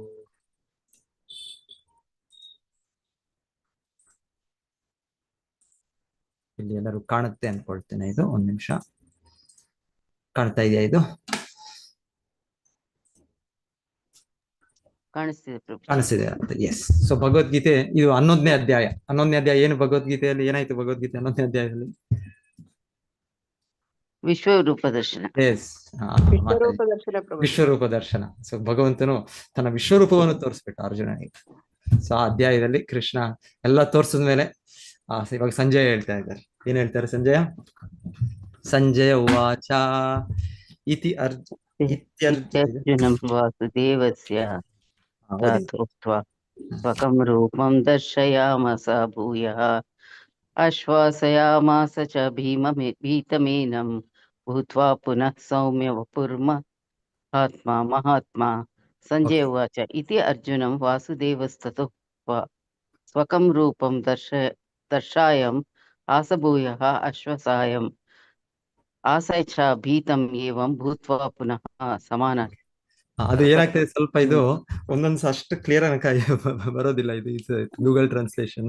ಸೊ ಎನಿವೆ ಇದು ಅರ್ಥ ಏನು ಅಂದ್ರೆ, ಸೊ ಇದನ್ನ ಸಂಜಯ ಕೊನೆಗಿಡೋದು ಭಗವಂತನಿಗೆ ಅರ್ಜುನನಿಗೆ ವಿಶ್ವರೂಪವನ್ನು ತೋರಿಸಿ, ನಂತರ ತನ್ನ 4 ಚತುರ್ಭುಜ ರೂಪ ವಿಷ್ಣು ರೂಪವನ್ನು ತೋರಿಸಿದ್ರು. ಸೊ ಅದರ ನಂತರ ಮತ್ತೆ ಭಗವಂತನು ದ್ವಿಭುಜ ಮುರಳೀಧರ ಕೃಷ್ಣ ರೂಪವನ್ನು ತೋರಿಸಿದ್ರು. ನಂತರ ಅರ್ಜುನನಿಗೆ ಈ ನೋಡಿದ್ಮೇಲೆ ಅರ್ಜುನ ಹೇಳ್ತಾರೆ ಕೃಷ್ಣನಿಗೆ, ನಿನ್ನ ಈ ಸುಂದರ ರೂಪವನ್ನು ನೋಡಿ ಸೌಮ್ಯ ಬಪು, ಸೊ ನನ್ನ ಮನಸ್ಸು ಮತ್ತೆ ಶಾಂತಿಗೆ ಬಂತು. ನಾನೇ ಕೇಳಿದ್ದು ನಿನ್ನ ವಿಶ್ವರೂಪ ತೋರಿಸು ಅಂತ, ಆದ್ರೆ ನನಗೆ ಬಹಳ ಭಯ ಆಯ್ತು ಅದನ್ನ ನೋಡಿ. ಕೃಷ್ಣ, ನಿನ್ನ ಕೃಪೆಯಿಂದ ಮತ್ತೆ ನಿನ್ನ ಮೂಲ ರೂಪವನ್ನು ನೋಡಿದ್ಮೇಲೆ ನನಗೆ ಸಮಾಧಾನ, ಸಂತೋಷ ಆಯ್ತು. ಸೊ ಅಂತ ಹೇಳ್ತಾರೆ ಅವರು. ಅದ್ರ ನಂತರ ಮತ್ತೆ ಭಗವಂತನ ಹೇಳ್ತಾನೆ, ಶ್ರೀ ಭಗವಾನ್ ವಾಚ ಸುದುದರ್ಶಂ ಇದಂ ರೂಪಂ ದೃಷ್ಟವಾನ್ ಅಸಿಮ ಯಾನ್ ಮಮ ದೇವಾಪ್ಯಸ್ಯ ರೂಪಸ್ಯ ನಿತ್ಯಂ ದರ್ಶನ ಕಾಂಕ್ಷಿಣಃ. ಇದು 52ನೇ ಶ್ಲೋಕ ಭಗವಂತನ ಹೇಳೋದು. ಸೊ ಅಲ್ಲಿ ಭಗವಂತನ ಹೇಳೋದು, ಪ್ರಿಯ ಅರ್ಜುನ, ನೀನು ಈಗ ನೋಡುತ್ತಿರುವ ನನ್ನ ಈ ರೂಪವನ್ನು ನೋಡುವುದು ತುಂಬಾ ಕಷ್ಟ. ದೇವತೆಗಳು ಸಹ ಈ ಅತ್ಯಂತ ಪ್ರಿಯವಾದ ರೂಪವನ್ನು ನೋಡುವ ಅವಕಾಶವನ್ನು ಸದಾ ಹುಡುಕುತ್ತಿರುತ್ತಾರೆ. ಸೊ ಪೃಥು ಮಹಾರಾಜರಿಗೆ ಎಂತ ಭಾಗ್ಯ, ಇವಾಗ ಭಗವಂತನ ಬಂದು ಅವ್ರಿಗೆ ಆ ರೂಪವನ್ನು ತೋರಿಸ್ತಾ ಇದ್ದಾನೆ. ಸೊ ನೆಕ್ಸ್ಟ್ ಶ್ಲೋಕ ಭಗವಂತನ ಹೇಳ್ತಾನೆ, ನಾಹಂ ವೇದೈರ್ ನ ತಪಸಾ ನ ದಾನೇನ ಚೇಜ್ಯಯ ನ ಚ ಇಜ್ಜಯ ಶಕ್ಯ ಏವಂ ವಿದೋ ದೃಷ್ಟವಾನಸಿ ಮಾಂ ಯಥಾ. ಸೊ ಭಗವಂತನು ಇಲ್ಲಿ ಮತ್ತೆ ಇದೇ ತರ ಇಲ್ಲಿ ಪೃಥು ಮಹಾರಾಜರು ಏನ್ ಹೇಳ್ತಾ ಇದ್ದಾರೆ, ಅದೇ ಭಗವದ್ಗೀತೆಯಲ್ಲಿ ಕೃಷ್ಣ ಹೇಳ್ತಾರೆ, ನಾಹಂ ವೇದೈರ್, ನನ್ನನ್ನು ಕೇವಲ ವೇದಾಧ್ಯಯನದಿಂದ, ನಾನು ವೇದಾಂತವಾದಿ, ವೇದಾಂತಿಸ್ಟ್. ಎಷ್ಟೋ ಜನ ಹೇಳ್ತಾರೆ ನಾನು ವೇದಾಂತದ ಪರಿಣತಿ ಪಡೆದಿದ್ದೇನೆ. ಸೊ ನೀವು ಬಂದು ಕೇಳ್ತಾರೆ, ನೀವು ವೇದಾಂತವನ್ನು ಓದಿದ್ದೀರಾ, ವೇದಾಂತವನ್ನು ಕಲ್ತಿದ್ದೀರಾ? ಸೊ ಅಂದ್ರೆ ಜನರು ವೇದ ಜ್ಞಾನವು ವೇದಾಂತವನ್ನು ತಿಳಿಯೋಕೆ ಪರಿಶ್ರಮ ಮಾಡ್ತಾ ಇದ್ದಾರೆ, ಬಹಳ ಜನ ವ್ಯಕ್ತಿಗಳಿದ್ದಾರೆ. ಅದೇ ಭಗವಂತನು ಹೇಳ್ತಾನೆ, ನಾಹಂ ವೇದೈರ್, ಇದರಿಂದ ವೇದಗಳ ಅಧ್ಯಯನದಿಂದ ನನ್ನನ್ನು ಪಡಿಲಿಕ್ಕಾಗೋದಿಲ್ಲ, ನನ್ನ ಇದನ್ನು ನೋಡಕ್ಕಾಗೋದಿಲ್ಲ. ನ ತಪಸ್ಸ. ಬಹಳ ತೀವ್ರ ತಪಸ್ಸೆ ಮಾಡೋರಿದ್ದಾರೆ ಎಷ್ಟೋ ಜನ. ಇದರಲ್ಲಿ ಕಾಡಿನಲ್ಲೋ ಇಲ್ಲ ಅಂದ್ರೆ ಕಾಡಿನಲ್ಲೂ ಇಲ್ಲ, ಈಗ ಅಟ್ಲೀಸ್ಟ್ ಹಿಮಾಲಯದಲ್ಲಿ ಅಲ್ಲಿ ಇರ್ಬೋದು ಈಗ ಸ್ವಲ್ಪ ಜನ ಮಾಡ್ತಾರೆ, ಇಲ್ಲ ಅಂತಲ್ಲ. ನೀವು ಕುಂಭಮೇಳಕ್ಕೆ ಹೋದಾಗ ಎಷ್ಟೋ ಜನ ಬರ್ತಾರೆ, ಅಲ್ಲಿ ಮಾಡಿದ ಅಷ್ಟು ತಪಸ್ಸೆ ಮಾಡಿ ಬರೋರಿದ್ದಾರೆ, ಇಲ್ಲ ಅಂತಲ್ಲ. ಆದ್ರೆ ಎಷ್ಟೋ ಜನ ಪ್ರಾಮಾಣಿಕ ವ್ಯಕ್ತಿಗಳು ಇದ್ದಾರೆ, ಪ್ರಾಮಾಣಿಕ ಮಾಡೋರಿದ್ದಾರೆ. ಸೊ ಭಗವಂತನ ಇಲ್ಲಿ ಹೇಳ್ತಾನೆ, ನಾಹಂ ವೇದ ನ ತಪಸ್. ಆದ್ರೆ ಆ ರೀತಿ ಇದ್ರು ಕೂಡ ನನ್ನನ್ನು ಪಡಿಲಿಕ್ಕೆ ನಾಹಂ ವೇದ ನ ತಪಸ್ಸ ನ ದಾನೇನ ನ ಚೇಜ್ಯ ನ ದಾನೇನ. ದಾನ ಕೂಡ, ದಾನ ಧರ್ಮ ಮಾಡೋರು ಎಷ್ಟೋ ಜನ ಇದ್ದಾರೆ. ಲಕ್ಷ ಲಕ್ಷ ಕೋಟಿ ಕೋಟಿ ದೊಡ್ಡ ದೊಡ್ಡ ಇವರು ಕೂಡ ಫೌಂಡೇಶನ್ಸ್ ಮಾಡ್ತಾರೆ, ದೊಡ್ಡ ದೊಡ್ಡ ಇವರು ಉದ್ಯಮಿಗಳು ಎಲ್ಲ. ಇಲ್ಲ ಎಲ್ಲ ಮಾಡಿದ್ರು ಕೂಡ ಭಗವಂತನ ಹೇಳ್ತಾರೆ, ನನ್ನನ್ನು ಆ ರೀತಿಯಿಂದ ಪಡಿಲಿಕ್ಕೆ ಆಗೋದಿಲ್ಲ. ಸೊ ಭಗವಂತನ ಹೇಗೆ ಪಡೆಯೋದು? ಮತ್ತೆ ಭಗವಂತನ ಹೇಳ್ತಾನೆ 54, ಭಕ್ತ್ಯಾತು ಅನನ್ಯಯ ಶಕ್ಯ ಅಹಂ ವೇ ಏವಂ ವಿದ ಅರ್ಜುನ ಜ್ಞಾತುಂ ದ್ರಷ್ಟುಂ ಚ ತತ್ವೇನ ಪ್ರವೇಷ್ಟುಂ ಚ ಪರಂತಪ. ಸೊ ಭಗವಂತನ ನೋಡಿ, ಇದೇ ರೀತಿ ಬೇರೆ ಬೇರೆ ವಿಧಾನಗಳಿದೆ, ತಪಸ್ಸೆಗಳು, ಯೋಗಾಭ್ಯಾಸ ಎಲ್ಲ ಕೂಡ ತಪಸ್ಸೆಗಳೇ. ನೀನು ತಪಸ್ಸೆ ಇಲ್ಲದೆ ಆ ರೀತಿ ಕುತ್ಕೊಳ್ಳೋದು, ಆ ರೀತಿ ನಿಂತ್ಕೊಳ್ಳೋದು, ಆ ರೀತಿ ಶ್ವಾಸ ಮಾಡೋದು, ಎಲ್ಲ ತಪಸ್ಸೆಗಳೇ ಇದೆ, ತಪಸ್ಸೆ ಇಲ್ಲ ಅಂತಲ್ಲ. ಆದರೂ ಕೂಡ ಇಲ್ಲಿ ಹೇಳ್ತಾ ಇರೋದಿಲ್ಲಿ ಭಗವಂತನು, ಇದರಿಂದ ನನ್ನನ್ನು ಪಡಿಲಿಕ್ಕಾಗಲ್ಲ, ಇದರಿಂದ ನಾನು ನೋಡಕ್ಕಾಗಲ್ಲ. ಭಕ್ತ್ಯಾತು ಅನನ್ಯಯ ಶಕ್ಯ. ಸೊ ಭಕ್ತಿಯಿಂದ ಕೇವಲ ಅರ್ಜುನ ನೀನು ನನ್ನನ್ನು ಸರಿಯಾಗಿ ಅರ್ಥ ಮಾಡ್ಕೊಳ್ಬಹುದು, ನನ್ನನ್ನು ಈಗ ಸರಿಯಾಗಿ ಅರ್ಥ ಮಾಡ್ಕೊಂಡು ಇನ್ನು ನನ್ನನ್ನು ನೋಡ್ಬೋದು ನನ್ನ. ಸೊ ಹೀಗೆ ನನ್ನ ಅರ್ಥ ಮಾಡ್ಕೊಳ್ಳೋದು, ಕೃಷ್ಣನ ಅರ್ಥ ಮಾಡ್ಕೊಳ್ಳೋದು, ಭಗವಂತನ ಅರ್ಥ ಮಾಡ್ಕೊಳ್ಳೋದು, ಅವನ ಪ್ರಕೃತಿನ ಅರ್ಥ ಮಾಡ್ಕೊಳ್ಳೋದು ಅಷ್ಟು ಸುಲಭ ಅಲ್ಲ. ನಾವು ಏನು ಆತ್ಮ ನಿಗ್ರಹ ಮಾಡದೆ, ನಾವು ಇಂದ್ರಿಯ ನಿಗ್ರಹಗಳು ಮಾಡದೆ, ನಾವು ಈಗ ಜನರು ಈಗ ಅನ್ಕೊಳ್ತಾರೆ, ಈಗ ಸಾಮಾನ್ಯ ಜನರು ಅಂದ್ರೆ ಈ ಭೌತಿಕ ಜಗತ್ತಿನಲ್ಲಿ ಅವರು ಭೌತಿಕ ವಿದ್ಯಾಭ್ಯಾಸ ಪಡೆದಿದ್ದಾರೆ, ಆದ್ರೆ ಏನು ಇಂದ್ರಿಯವನ್ನು ನಿಗ್ರಹಿಸೋ ತರಬೇತಿ ಪಡೆದಿದ್ದಾರೆ? ಎಲ್ಲಿ ಮನಸ್ಸುಗಳನ್ನು ನಿಗ್ರಹ ಪಡೆದಿದ್ದಾರೆ? ವೇದಗಳು ಅರ್ಥ ಮಾಡ್ಕೊಳ್ಳೋದು, ಭಕ್ತಿಯಲ್ಲಿ ನಾವು ಮುಂದುವರಿಯೋದು, ಭಗವಂತನ ಅರ್ಥ ಮಾಡ್ಕೊಳ್ಬೇಕಂದ್ರೆ ಇಂದ್ರಿಯವನ್ನು ನಿಗ್ರಹಿಸ್ಬೇಕು, ಮನಸ್ಸನ್ನು ನಿಗ್ರಹಿಸ್ಬೇಕು. ಭೌತಿಕ ನೀವು ಇದರಲ್ಲಿ ದೊಡ್ಡ ಇಂಜಿನಿಯರ್, ದೊಡ್ಡ ಡಾಕ್ಟರ್, ದೊಡ್ಡ PhD, ದೊಡ್ಡ ಸೈಂಟಿಸ್ಟ್, ನೊಬೆಲ್ ಪ್ರೈಸ್ ಪಡಿಬಹುದು ನೀವು. ಆದ್ರೆ ಭಕ್ತಿಯಲ್ಲಿ ನೀವು ಭಗವಂತನ ನೋಡ್ಲಿಕ್ಕೆ ಈ ಉತ್ತಮ ಗುಣಗಳಿಲ್ಲದೆ ನೀವು ಆಗೋದಿಲ್ಲ. ಆ ಒಂದು ಇದರಿಂದ ನಾವು ಭಗವಂತನನ್ನು ಪಡಿಲಿಕ್ಕೆ ಆಗೋದಿಲ್ಲ, ಅವನ ಅರ್ಥ ಮಾಡ್ಕೊಳಕ್ಕೂ ಆಗೋದಿಲ್ಲ. ಅವನು ಇರ್ಲಿ, ನಾವು ಅವನ ನೋಡೋದಿರ್ಲಿ, ಅವನ ಅರ್ಥ ಮಾಡ್ಕೊಂಡು ನಾವು ಕನ್ಫ್ಯೂಷನ್ ಆಗ್ಬಿಡುತ್ತೆ. ನಿಜವಾಗ್ಲು ಭಗವಂತನಿದ್ದಾನ, ನಿಜವಾಗ್ಲು ಕೃಷ್ಣನೇ ಭಗವಂತನ? ಸೊ ನಮಗೆ ಪ್ರಶ್ನೆಗಳು, ಕೃಷ್ಣನ ಮಾಯಾಶಕ್ತಿ ಹೇಗೆ ಪ್ರಬಲವಾಗಿದೆ ಅಂದ್ರೆ, ನಾವು ಸರಿಯಾದ ವಿಧಾನವನ್ನು ತಗೊಳ್ದಿದ್ರೆ ಇವಾಗ ಎಕ್ಸ್ಪೆರಿಮೆಂಟ್ ಮಾಡ್ತಾರೆ ಲ್ಯಾಬ್ ಅಲ್ಲಿ, ಅವ್ರು ಲ್ಯಾಬ್ ಮಾಡುವಾಗ ಏನೇನೋ ಮಿಶ್ರಣ ಮಾಡ್ಬಿಟ್ರೆ ಆಗ್ಬಿಡುತ್ತೆ. ಇದು ಇದೆ, ಅದು ಇದೆ, ಇಲ್ಲಿ 28 ಕೆಮಿಕಲ್ ಇದೆ, ಅದು ಹಾಕ್ಬಿಟ್ಟು ನಿಮ್ಗೆ ಸಿಗ್ಬಿಡುತ್ತಾ? ನೀವು ಸಿಗ್ಬೇಕು ಅಂದ್ರೆ ಅಲ್ಲೆಲ್ಲ ಕಂಡೀಷನ್ ಆ ರೀತಿಯ ಒಂದು ಮಿಶ್ರಣವಾಗಿ ಪದಾರ್ಥಗಳನ್ನು ನೀವು ಹಾಕ್ಬೇಕು. ಅದಕ್ಕೆ ಎಷ್ಟು ಮಟ್ಟಿಗೆ ಹಾಕ್ಬೇಕು, ಎಷ್ಟು ಮಟ್ಟಿಗೆ ಬಿಸಿ ಟೆಂಪರೇಚರ್ ಇಡಬೇಕು, ಅದ್ರ ಎಷ್ಟರ ಮಟ್ಟಿಗೆ ಅದಕ್ಕೆ ಇದು ಹಾಗೆ ಮಾಡಿದ್ರೆ ಬರುತ್ತೆ. ಅಲ್ಲಿ ಎಕ್ಸ್ಪೆರಿಮೆಂಟ್, ಅಲ್ಲಿ ಕೆಮಿಸ್ಟ್ರಿ, ಕೆಮಿಕಲ್ ಇದ್ರಲ್ಲಿ ನಿಮ್ಗೆ ಆ ಪದಾರ್ಥ ಬರುತ್ತೆ. ಇಲ್ಲಾಂದ್ರೆ ಅಡಿಗೆ ಮಾಡುವಾಗ ಕರೆಕ್ಟ್ ಆಗಿ ಮಾಡ್ಬೇಕು ನೀವು, ಅದನ್ನ ಬಿಸಿ ಮಾಡೋದು, ಇನ್ನೊಂದು ಮಾಡೋದು, ಅದರ ಮಿಶ್ರಣದಿಂದ ಬರುತ್ತೆ. ನೀವು ಹೇಗೋ ಮಾಡ್ಬಿಟ್ಟು ನಿಮ್ಗೆ ಸಿಕ್ಬಿಡುತ್ತೆ ಅಂದ್ರೆ. ಸೊ ಹಾಗೆ ನೀವು ಭಗವಂತನ ನೋಡ್ಬೇಕು ಅಂದ್ರೆ, ಭಗವಂತನ ಜ್ಞಾನ ಪಡಿಬೇಕು ಅಂದ್ರೆ ಈ ತರ ನಾವು ಆ ಕಂಡೀಷನ್ಸ್, ಶುದ್ಧ ಭಕ್ತರು, ಆಚಾರ್ಯರು, ಇಲ್ಲಿ ನಾವು ಕೇಳ್ತಾ ಪುತು ಮಹಾರಾಜ್ ಅಂತ ವ್ಯಕ್ತಿಗಳು, ಅವರ ಪಾಲನೆ ಮಾಡದೆ, ನಾವು ಅವರ ಹೆಜ್ಜೆಗಳಲ್ಲಿ ನಾವು ಅವ್ರಿಗೆ ಹೋಗದೆ ನಾವು ಸ್ವಂತವಾಗಿ ನಾವು ಅರ್ಥ ಮಾಡ್ಕೊಳ್ತೇವೆ, ಸ್ವಂತವಾಗಿ ಸಾಧನ ಮಾಡ್ತೇವೆ, ಸ್ವಂತವಾಗಿ ಭಕ್ತಿ ಮಾಡಿ ನಾವು ತಿಳ್ಕೊಳ್ತೇವೆ, ಸಾಧ್ಯ ಇಲ್ಲ. ಸೊ ಇದು ಕಂಡೀಷನ್ಸ್ ಅಗತ್ಯ ಇದೆ. ಸೊ ಆ ರೀತಿ ಶುದ್ಧ ಭಕ್ತಿ ಸೇವೆ, ಭಕ್ತ್ಯಾತು ಅನನ್ಯಯ ಶಕ್ಯ. ಸೊ ಆ ಶುದ್ಧ ಭಕ್ತಿ ಸೇವೆಯಿಂದ ಮಾತ್ರ ಭಗವಂತನು ಇಲ್ಲಿ ಭಗವದ್ಗೀತೆಯಲ್ಲಿ ಕೂಡ ಹೇಳಿದ್ದು, ಅರ್ಜುನ ನಿನ್ನನ್ನು ಅರ್ಥ ಮಾಡ್ಕೊಳ್ಬಹುದು, ನೀನು ನನ್ನನ್ನು ಈಗ ಈ ರೀತಿ ಇವಾಗ ನೀನು ನೋಡ್ತಾ ಇರೋದು ಅದರಿಂದ ಸಾಧ್ಯ ಆಗತ್ತೆ. ಸೊ ಅರ್ಜುನ ಆ ತರ ಮಟ್ಟದಲ್ಲಿದ್ದಾರೆ, ಹಾಗಾಗಿ ಅವರು ನೋಡ್ತಾ ಇದ್ದಾರೆ. ಅದು 44ನೇ ಶ್ಲೋಕ, ಅದು 54, 55 ಲಾಸ್ಟ್ ಅಲ್ಲಿ ಅಧ್ಯಾಯದಲ್ಲಿ. ಓಕೆ, ಇರ್ಲಿ, ಅದು ಬೇಡ, ಸಾಕು. ಸೊ ಹೀಗೆ ನಾವು ನೋಡಿದ್ದು ಇದು ಸೇಮ್. ಸೊ ಭಾಗವತ ಏನ್ ಹೇಳುತ್ತೆ, ಭಗವದ್ಗೀತೆ ಏನ್ ಹೇಳುತ್ತೆ, ಎಲ್ಲ ಒಂದೇ ಹೇಳುತ್ತೆ, ಏನು ಕಾಂಟ್ರಡಿಕ್ಷನ್ ಇಲ್ಲ ಅಲ್ಲಿ. ಅಯ್ಯೋ ಅವ್ರು ಹೇಳಿದ್ರು ಇವತ್ತೇನಂದ್ರೆ, ಈ ಪೊಲಿಟಿಕ್ಸ್, ರಾಜಕೀಯ ನೋಡಿ 106 ಪಾರ್ಟಿ ಇದೆ. ಅವರು ಹೇಳ್ತಾರೆ ನಮ್ಮ ದೇಶಕ್ಕೆ ಇದು ಒಳ್ಳೇದು, ನಮ್ಮ ರಾಜ್ಯಕ್ಕೆ ಇದು ಒಳ್ಳೇದು, ಜನರು ನೀವು ನನಗೆ ಓಟ್ ಕೊಡಿ, ನಾನು ಇದು ಮಾಡ್ತೇನೆ, ನಿಮ್ಗೆಲ್ಲ ಸುಖ ಶಾಂತಿ ಬಂದ್ಬಿಡುತ್ತೆ, ನಿಮ್ಮೆಲ್ಲ ಪ್ರಾಬ್ಲಮ್ ಸಾಲ್ವ್ ಆಗುತ್ತೆ. ಎಲ್ಲ ಪ್ರಾಬ್ಲಮ್ ನಮ್ಮ ಪ್ರಾಬ್ಲಮ್ ಅಲ್ಲ, ಅವ್ರದ್ದು ಭೌತಿಕ ಇದನ್ನು ಅವರು ಸರಿ ಮಾಡ್ಕೊಳಕ್ಕೆ ಅವರು ನಮ್ಮನ್ನು ಉಪಯೋಗಿಸ್ಕೊಳ್ತಾರೆ ಅಷ್ಟೇ. ಎಷ್ಟು 28 ಒಂದೊಂದು ದೇಶದಲ್ಲಿ ಅಟ್ಲೀಸ್ಟ್ 2 ಪಾರ್ಟಿ ಸಿಸ್ಟಮ್, ಅದು ಮಾತ್ರ ಒಳ್ಳೇದು ಅನ್ಸುತ್ತೆ. ಯಾಕಂದ್ರೆ ಎಲ್ಲರೂ ಒಂದೇ ರೀತಿ. 28 28 ಅಲ್ಲ, ಇನ್ನ ನೂರಾರು ಸಾವಿರಾರು, ಇವರು ಈ ಪಾರ್ಟಿ, ಇವರು ಆ ಪಾರ್ಟಿ, ಇನ್ನೊಬ್ಬರು ಆ ಪಾರ್ಟಿ, ಮತ್ತೆ ಎಲ್ಲ ಅದು ಎರಡು ಇದಿರುತ್ತೆ ಅಲಯನ್ಸ್. ಸೊ ಅವ್ರಿಗೆ ಹೇಗಾದ್ರೂ ಬೇಕು, ಎಲೆಕ್ಷನ್ ಆದ್ಮೇಲೆ ಅವರು ಇವರು ಅಪೋಸಿಟ್ ಪಾರ್ಟಿ, ವಿರುದ್ಧ ಪಕ್ಷ, ಇವರು ಎಲ್ಲ ಸೇರ್ಬಿಡ್ತಾರೆ ಒಟ್ಟಿಗೆ. ಅದು ಏನಿದೆ ಮೊದಲು ಸ್ವಂತ ಪ್ರತಿಯೊಬ್ಬರಿಗೆ ಅವರ ಸ್ವಾರ್ಥ ಬೇಕು ಅಷ್ಟೇ, ಅವರ ಇದು ಅಷ್ಟೇ, ಅವ್ರಿಗೇನು ದೇಶದ ಹಿತ ಬೇಕು ಅಂತ, ಇನ್ನೊಂದು ಬೇಕು ಅಂತ. ಸೊ ಈ ರೀತಿ ಎಲ್ಲ ನಮಗೆ ಎಷ್ಟೆಷ್ಟೋ ವಿಷಯಗಳೆಲ್ಲ ನಮಗೆ ಒಂದೇ ರೀತಿ ಭಗವಂತನನ್ನು ನಾವು ಯಾವ ನಮ್ಮ ಭೌತಿಕ ಇಚ್ಛೆ ಇಲ್ಲದೆ ಅವನನ್ನು ಆಶ್ರಯಿಸಿದ ಶುದ್ಧ ಭಕ್ತರು. ಸೊ ಅವರ ಆಶ್ರಯದಲ್ಲಿ ನಾವು ಭಕ್ತಿ ಸೇವೆಯನ್ನು ಮಾಡೋದ್ರಿಂದ ನಮಗೆ ಈ ಗುಣಗಳು ಲಭ್ಯವಾಗದೆ ಆವಾಗ ನಾವು ಭಗವಂತ ನಮ್ಮಿಂದ ತೃಪ್ತಿ ಪಡೆದು ನಮಗೆ ಅವನು ಕಾಣಿಸ್ಕೊಳ್ಬಹುದು, ನಾವು ಅವನನ್ನು ಆ ರೀತಿ ಅರ್ಥ ಮಾಡ್ಕೊಳ್ಬಹುದು. ಸೊ ಮತ್ತೆ ನಾನು ಈ ಶ್ಲೋಕದ ಭಾವಾರ್ಥ ಮತ್ತೆ ಓದ್ತೇನೆ. ಯಾಕಂದ್ರೆ ಶಿಲ ಪ್ರಭುಪಾದ ಈ ಭಾವಾರ್ಥದಲ್ಲಿ ಮುಖ್ಯವಾಗಿ 26 ಗುಣಗಳ ಬಗ್ಗೆ ಹೇಳ್ತಾ ಇದ್ದಾರೆ. ಸೊ ನಾನು ಸ್ವಲ್ಪ ಬೇರೆ ವಿಷಯದನ್ನೇ ಹೇಳಿದೆ ನಾನು. ಸೊ ಮತ್ತೆ ಅಲ್ಲಿ ಬರ್ತೇನೆ ನಾನು. ಸೊ 26 ಗುಣಗಳು ಆಕ್ಚುಲಿ ಇದು ಭಗವದ್ಗೀತೆಯಲ್ಲಿ ಕೂಡ 12ನೇ ಅಧ್ಯಾಯದಲ್ಲಿ ನೀವು ನೋಡಿ ಕೇಳ್ತೀರಾ. 12ನೇ ಅಧ್ಯಾಯದಲ್ಲಿ ಅಂತಲ್ಲ, 2ನೇ ಅಧ್ಯಾಯದಲ್ಲೂ ಇದೆ. ಭಗವಂತನು ಈ ರೀತಿಯ ವ್ಯಕ್ತಿ, ಈ ರೀತಿಯ ಗುಣಗಳು, ಈ ರೀತಿಯ ನಡವಳಿಕೆ ನನಗೆ ತುಂಬಾ ಆತ್ಮೀಯರು ಆ ವ್ಯಕ್ತಿ ಅಂತ ಭಗವಂತನ ಹೇಳೋದಿದೆ. ಸೊ ಈ ರೀತಿ ಇಲ್ಲಿ ಅದೆಲ್ಲವನ್ನು ಸೇರಿಸಿ ಆಚಾರ್ಯರು, ರೂಪ ಗೋಸ್ವಾಮಿ, ಸನಾತನ ಗೋಸ್ವಾಮಿ, ಇವರೆಲ್ಲ ಆಚಾರ್ಯರು, ಅವರು ಅದನ್ನು 26 ಗುಣಗಳಾಗಿ ಇಲ್ಲಿ ಇದು ಮಾಡಿದ್ದಾರೆ. ಇದು ವೈಷ್ಣವನ ಗುಣ, ಶುದ್ಧ ವೈಷ್ಣವನ ಗುಣಗಳು. ಶುದ್ಧ ವೈಷ್ಣವ ಅಂದ್ರೆ 26 ಗುಣಗಳು ಇರುತ್ತೆ. ಸೊ ನಾವು ಕೂಡ ಪರೀಕ್ಷೆ ಮಾಡ್ಕೊಳ್ಬಹುದು. ನಾನು ಹೇಳ್ತೇನೆ, ನಾನು ಭಕ್ತನು, ನಾನು ವೈಷ್ಣವನು, ನಾನು ಎಷ್ಟರ ಮಟ್ಟಿಗೆ ನಾನು ಭಕ್ತನು ಅಂತ ನನಗೆ 26 ಗುಣಗಳನ್ನ ನಾನು ನನ್ನಲ್ಲೇ ಇದು ಎಷ್ಟು ಬೆಳವಣಿಗೆ ಆಗುತ್ತೆ ನೋಡ್ತಾ ನನ್ನನ್ನು ಅರ್ಥ ಮಾಡ್ಕೊಳ್ಬೋದು.